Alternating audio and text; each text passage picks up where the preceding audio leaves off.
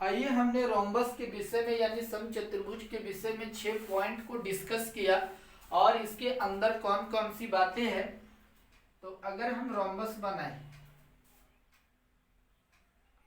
तो ये आपके सामने क्या है, rhombus A B C D, ये रोम्बस है।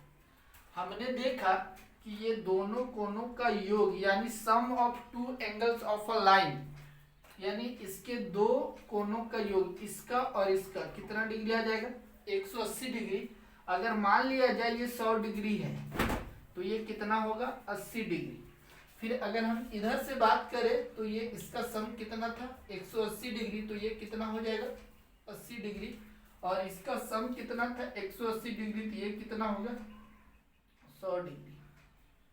100 डिग्री। इसमें आप एक चीज नोटिस कर पा रहे होंगे कि समचतुर्भुज में आमने सामने के कोण क्या होते हैं, बराबर होते हैं। मतलब 0.7 angle B equal to angle D और angle A equal to angle C, यानी समचतुर्भुज के सम्मुख कोण क्या होते हैं, बराबर होते हैं। समचतुर्भुज के सम्मुख कोण क्या हुए, बराबर हुए। और पॉइंट 8 में है क्या कि समचतुर्भुज का क्षेत्रफल होता है 1/2 विकर्णों का गुणनफल d1 इंटू d2। और इसका एक और फॉर्मूला होता है जो सभी चतुर्भुजों पे लागू होता है। हालांकि अलग अलग चतुर्भुज के और भी अलग अलग रूल्स हैं, लेकिन सभी चतुर्भुज के लिए सिर्फ समलंब को छोड़कर, ट्रापेजियम को छोड़कर सभी के लिए जो एरिया का फॉर्मूला होता है, क्षेत्रफल का फॉर्मूला होता है, वो क्या होता है, बेस आधार गुना ऊंचाई। क्या होगा, आधार गुना ऊंचाई। ये पॉइंट नंबर 10 है समचतुर्भुज के विकर्ण। अभी जैसा कि हमने बताया कि समचतुर्भुज के विकर्ण एक दूसरे को समद्विभाजित करते हैं, एक दूसरे को क्या करते हैं, समद्विभाजित करते हैं। यानी ए बी सी डी ये समचतुर्भुज है और समचतुर्भुज के विकर्ण एक दूसरे को समद्विभाजित करते हैं। यानी ये एओ बीओ बराबर डीओ और एओ बराबर सीओ। अब उस हिसाब से यदि देखा जाए तो अगर विकर्ण एसी की लंबाई को हम मान ले क्या, एक्स, तो ये चूंकि समद्विभाजित करता और ये पूरा क्या है, बीडी को मान ले कितना, वाई, तो उस हिसाब से एओ का वैल्यू कितना आएगा, x/2, और इसका भी वैल्यू कितना आएगा, x/2, और डीओ का वैल्यू कितना आ जाएगा, y/2, और इधर से डीओ का वैल्यू कितना आ जाएगा, y/2।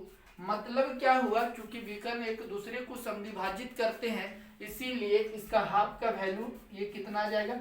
और जैसा कि हमने डिस्कस किया था कि एक विकर्ण एक दूसरे को समकोण पे समद्विभाजित करते हैं, 90 डिग्री पे समद्विभाजित करते हैं, तो उस हिसाब से ये छोटा जो 4 ट्रायंगल दिख रहा है, वो छोटे चारों ट्रायंगल आपस में क्या हो जाएंगे, समकोण त्रिभुज हो जाएंगे। और एक पाइथागोरस प्रमेय का इस्तेमाल only for right angle triangle में किया जाता है, तो उस हिसाब से समकोण की सामने वाली भुजा ये क्या हो जाएगा, समकोण की सामने वाली भुजा कर्व। यानी अगर हम बात करें भुजा को अगर ए मान ले तो ए का फॉर्मूला क्या हो जाएगा, यानी कर्ण का स्क्वायर, ए का स्क्वायर बराबर, अगर फिगर को आप यहाँ से वॉच करें तो ये आपका क्या हो जाएगा, परपेंडिकुलर, और ये क्या होगा, बेस, ये क्या होगा, बेस, जिसका वैल्यू कितना, x/2, और परपेंडिकुलर का कितना है, y/2, यानी x/2 लंब का स्क्वायर प्लस आधार का स्क्वायर, ये होगा। तो ए स्क्वायर बराबर x²/4 प्लस y²/4। यहाँ से आप a² बराबर लेंगे तो क्या आ जाएगा, x² प्लस y²/4। तो a बराबर कितना आ जाएगा, √x² प्लस y² 4, तो इसका मतलब a का वैल्यू कितना आ जाएगा, ये 4 परफेक्ट स्क्वायर नंबर है, तो 1/2 root under X square plus Y square. तो आप ध्यान रखेंगे कि भुजा निकालने का फॉर्मूला ये भी है, क्योंकि सवाल बनाते समय इसका इस्तेमाल होगा, तो आप ध्यान में रखेंगे। आप इसको ये भी लिख सकते हैं root under X square plus Y square बट्टे कितना 2। तो सिचुएशन को देख करके ये पता चलेगा कि सवाल आपके सामने क्या पूछा जाता है। चलिए आते हैं इनके सवालों पे और देखते हैं कि किस प्रकार के सवाल पूछे गए हैं। चलिए इसके सवाल पे आते हैं, डायरेक्ट सवाल पे आते हैं और देखते हैं कि इन सभी बातों को आप ध्यान में रखेंगे। ठीक है।